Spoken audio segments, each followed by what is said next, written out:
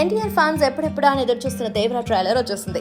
సుదీర్ఘ నిరీక్షణకు తెరదింపుతూ చిత్ర బృందం దాదాపు 3 నిమిషాల నిడివి గల ట్రైలర్ విడుదల చేసింది. కొరటాల శివ తన శైలికి భిన్నంగా పూర్తి యాక్షన్ మోడ్ లో మారిపోయి ఈ సినిమా తీసిన ఫీలింగ్ అయితే ట్రైలర్ ఇచ్చేసింది.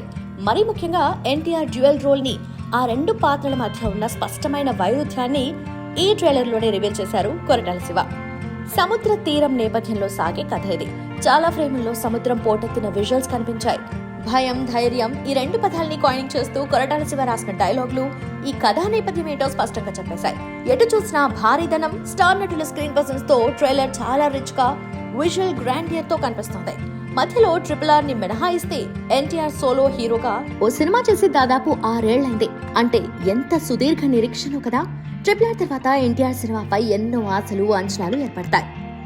వాటన్నిటినీ మ్యాచ్ చేసేలానే ఈ చిత్రాన్ని తీర్చిదిద్దారనే విషయం ట్రైలర్ చూస్తే అర్థమవుతుంది. స్వతహాగా కొరటాల శివ మంచి రచయిత, ఎమోషన్స్ ని బాగా తెరకెక్కించగలడు. తన నైపుణ్యం ఇది వరకటి సినిమాల్లోనే చూశాం. వాటికి ఏమాత్రం తగ్గకుండా దేవరా ఉండబోతుందన్న ధైర్యాన్ని ఈ ట్రైలర్ ఇచ్చేసింది. సైఫ్ అలీ ఖాన్ పాత్రని పూర్తి స్థాయిలో రివీల్ చేయలేదు దర్శకుడు. బహుశా ఈ సినిమాలో అదే షాకింగ్ ఎలిమెంట్ ఏమో. ప్రకాష్ రాజ్, సునీల్ క్యారెక్టర్లు, వాళ్ల గెటప్లు కొత్తగా కనిపిస్తున్నాయి. KGF సినిమాల దేవరా కోసం కొరటాల శివ ఓ సినిమాటిక్ వరల్డ్ సృష్టించారు. దాదాపు సన్నివేశాలన్నీ సెట్లోని తీర్చిదిద్దారని అర్థమవుతుంది.